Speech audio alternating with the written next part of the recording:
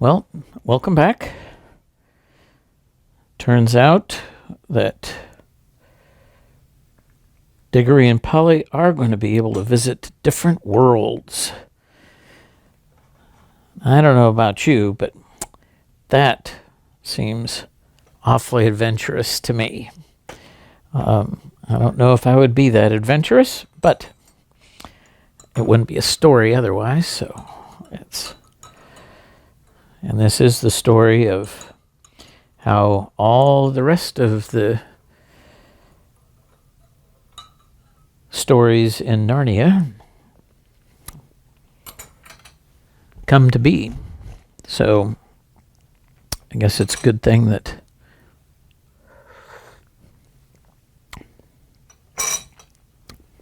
Diggory and Polly were adventurous.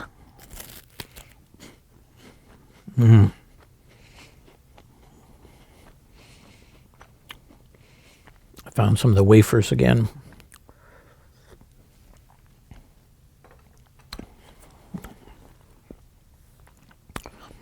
All right. Chapter 4. The Bell and the Hammer. There was no doubt about the magic this time. Down and down they rushed, first through darkness, then through a mass of vague and whirling shapes, which might have been almost anything. It grew lighter. Then suddenly they felt they were standing on something solid. A moment later, everything came into focus, and they were able to look about them. "What a queer place," said Diggory. "I don't like it," said Polly, with something like a shudder. What they noticed first was the light. It wasn't like sunlight, and it wasn't like electric light or lamps or candles or any other light that they had ever seen. It was a dull, rather red light, not at all cheerful. It was steady and did not flicker. They were standing on a flat paved surface, and buildings rose all around them. There was no roof overhead. They were in sort of a courtyard. The sky was extraordinarily dark, a blue that was almost black. When you had seen that sky, you wondered that there should be any light at all. "It's very funny weather here," said Diggory. "I wonder if we've arrived just in time for a thunderstorm or an eclipse." "I don't like it," said Polly. Both of them, without quite knowing why, were talking in whispers. And though there was no reason why they should still go on holding hands after the jump, they didn't let go. The walls rose very high all around that courtyard. They had many great windows in them, windows without glass, through which you saw nothing but black darkness. Lower down, there were great pillared arches, yawning blackly like the mouths of a railway tunnel. It was rather cold. The stone of which everything was built seemed to be red, but that might only be because of the curious light. It was obviously very old. Many of the flat stones that paved the courtyard had cracks across them. None of them fitted closely together, and the sharp corners were all worn off. One of the arched doorways was half filled with rubble. The two children kept on turning round and around to look at different sides of the courtyard. One reason they were afraid of somebody or something looking out of those windows at them when their backs were turned. "Do you think anyone lives here?" said Diggory at last, still in a whisper. "No," said Polly. "It's all in ruins. We haven't heard a sound since we came." "Let's stand still and listen for a bit," suggested Diggory. They stood still and listened, but all they could hear was the thump-thump of their own hearts. This place was as quiet as the wood between the worlds. But it was a different kind of quietness. The silence of the wood had been rich and warm. You could almost hear the trees growing, and full of life. This was dead, cold, empty silence. You couldn't imagine anything growing in it. "Let's go home," said Polly. "But we haven't seen anything yet," said Diggory. "Now we're here, we simply must have a look." "I'm sure there's nothing at all interesting here. There's not much point in finding a magic ring that lets you go into other worlds if you're afraid to look at them when you got there." Who's talking about being afraid?" said Polly, letting go of Diggory's hand. "I only thought you didn't seem very keen on exploring this place." I'll go anywhere you go." "We can get away the moment we want to," said Diggory. "Let's take off our green rings and put them in our right pockets. All we've got to do is remember that our yellows are in our left pockets. You can keep your hand as near your pocket as you like, but don't put it in, or you'll touch your yellow and vanish." They did this and went quietly up to one of the big arched doorways which led to the inside of the building. And when they stood on the threshold, they could look in. They saw it was not so dark inside as they had first thought. It led into a vast, shadowy hall, which appeared to be empty. But on the far side there was a row of pillars with arches between them, and through those arches there streamed in some more of that tired-looking light. They crossed the hall, walking very carefully for fear of holes in the floor or anything that might be lying about that they might trip over. It seemed a long walk. When they'd reached the other side, they came through the arches and found themselves in another and larger courtyard. "It doesn't look very safe," said Polly, pointing at a place where the wall bulged outward and looked as if it were ready to fall over into the courtyard. In one place, a pillar was missing between two arches, and a bit had came down to where the top of the pillar ought to have been hung there with nothing to support it. Clearly, the place had been deserted for hundreds, perhaps thousands of years. They went on out of that courtyard into another doorway and up a great flight of steps and through vast rooms that opened out of one another till you were dizzy from the mere size of the place. Every now and then they thought they might be going to get into the open and see what sort of country lay around the enormous palace, but each time they only got into another courtyard. They must have been magnificent places when people were still living there. In one there had once been a fountain. A great stone monster with widespread wings stood with its mouth open, and you could see still a bit of piping at the back of its mouth, out of which the water used to pour. Under it was a wide stone basin to hold the water, but it was also dry as a bone. In other places there were the dry sticks of some sort of climbing plant which had wound itself around the pillars and helped to pull some of them down. But it had died long ago. And there were no ants or spiders or any of the other living things you might expect to see in a ruin. And where the dry earth showed between the broken flagstones, there was no grass or moss.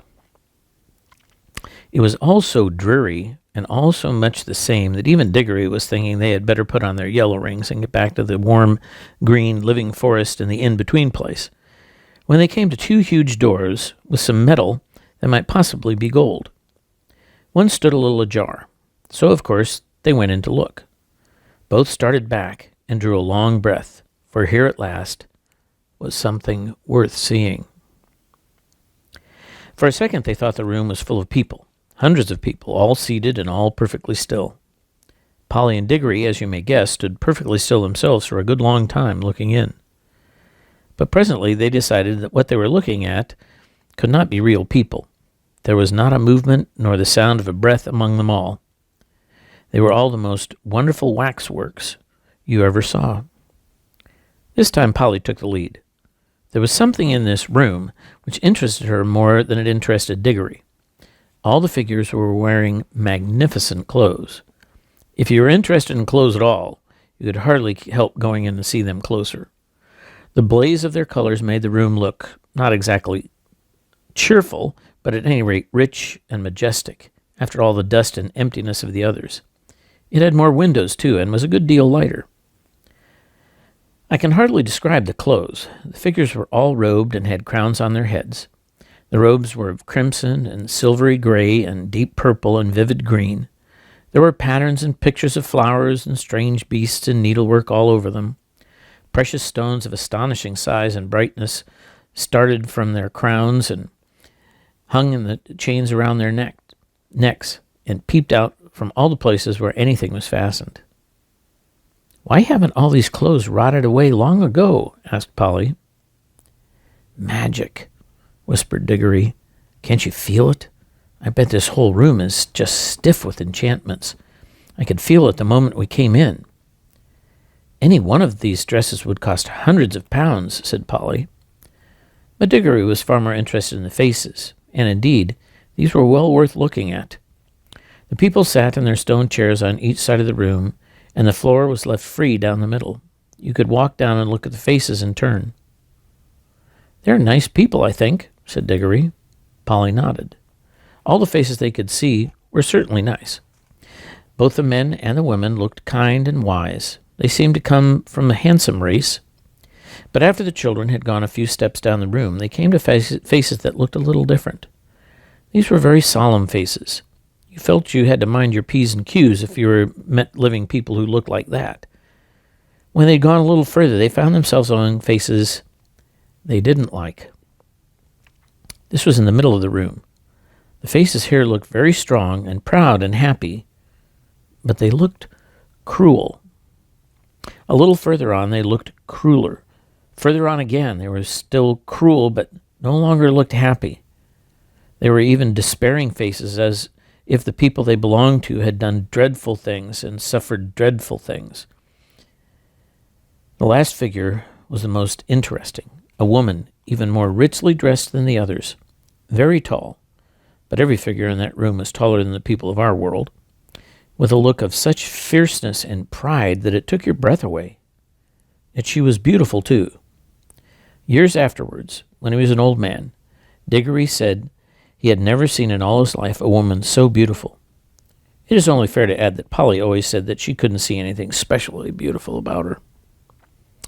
This woman, as I said, was the last, but there were plenty of empty chairs beyond her, as if the room had been intended for a much larger collection of images. "I do wish we knew the story behind all this," said Diggory. "Let's go back and look at the table sort of thing in the middle of the room." The thing in the middle of the room was not exactly a table. It was a square pillar about 4 feet high, and on it there rose a little gold arch, from which there hung a little golden bell, and beside this there lay a little golden hammer to hit the bell with. I wonder, said Diggory. "There seems to be something written here," said Polly, stooping down and looking at the side of the pillar. "By gum, so there is," said Diggory, "but of course we shan't be able to read it." "Shan't we? I'm not so sure," said Polly. They both looked at it hard, and as you might have expected, the letters cut in the stone were strange. But now a great wonder happened. For as they looked, though the shape of the strange letters never altered, they found that they could understand them. If only Diggory had remembered what he himself had said a few minutes ago, that this was an enchanted room, he might have guessed that the enchantment was beginning to work. But he was too wild with curiosity to think about that. He was longing more and more to know what was written on the pillar, and very soon they both knew. What it said was something like this. At least this is the sense of it, though the poetry, when you read it there, was better. "Make your choice, adventurous stranger. Strike the bell and bid the danger, or wonder till it drives you mad what would have followed if you had." "No fear," said Polly. "I don't want any danger." "Oh, but don't you see it's no good?" said Diggory. "We can't get out of it now. We shall always be wondering what else would have happened if we had struck the bell. I'm not going home to be driven mad by always thinking of that. No fear." "Don't be so silly," said Polly, "as if anyone would. What does it matter what would have happened?" "I expect anyone who's come as far as this is bound to go on wondering till it drives him dotty. That's the magic of it, you see. I can feel it beginning to work on me already." "Well, I don't," said Polly crossly, "and I don't believe you do either. You're just putting it on." "That's all you know," said Diggory. "It's because you're a girl. Girls never want to do anything but gossip and rot about people getting engaged." "You looked exactly like your uncle when you said that," said Polly. "Why can't you keep to the point?" said Diggory. "What we're talking about is, how exactly like a man," said Polly in a very grown-up voice, but she added hastily in her own real voice, "and don't say I'm just like a woman, or you'll just be a beastly copycat." "I should never dream of calling a kid like you a woman," said Diggory loftily. "Oh, a kid, am I?" said Polly, who was now in a real rage. "Well, you needn't have bothered having a kid with you any longer then. I'm off. I've had enough of this place. And I've had enough of you, too, you beastly stuck-up... obstinate pig." "None of that," said Diggory, in a voice even nastier than he meant it to be, for he saw Polly's hand moving to her pocket to get a hold of her yellow ring. I can't excuse what he did next, except by saying that he was very sorry for it afterwards. And so were a good many other people. Before Polly's hand reached her pocket, he grabbed her wrist, leaned across his back, with his back against her chest. Then, keeping her other arm out of the way, with his other elbow, he leaned forward, picked up the hammer, and struck the golden bell a light, sharp, smart tap. Then he let her go, and they fell apart, staring at each other and breathing hard. Polly was just beginning to cry, not with fear, and not because he had hurt her wrist quite badly, but with furious anger. Within seconds, however, they had something to think about that drove their own quarrels quite out of their minds. As soon as the bell was struck, it gave out a note, a sweet note, such as you might have expected, and not very loud. But instead of dying away again, it went on. And as it went on, it grew louder. Before a minute had passed, it was twice as loud as begun with. And soon it was so loud that the children had tried to speak, but they weren't thinking of speaking now. They were just standing with their mouths open. They would not have heard one another. Very soon it was so loud that they could not have heard one another even by shouting.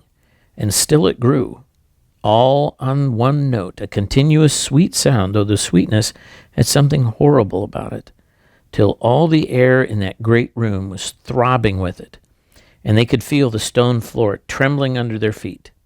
Then at last it began to be mixed with another sound, a vague, disastrous noise, which sounded first like the roar of a distant train, and then like the crashing of a falling tree.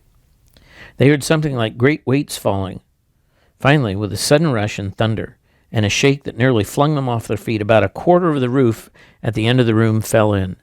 Great blocks of masonry fell all around them, and the walls rocked. The noise of the bell stopped. The clouds of dust cleared. Everything became quiet again.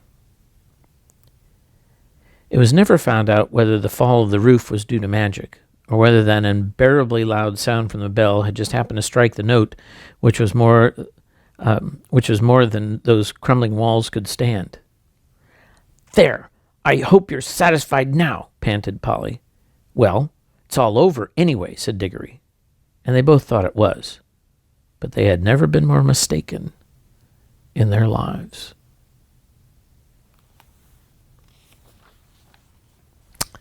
It's the end of the chapter. Have to wait till tomorrow to find out what happened. Have a good night.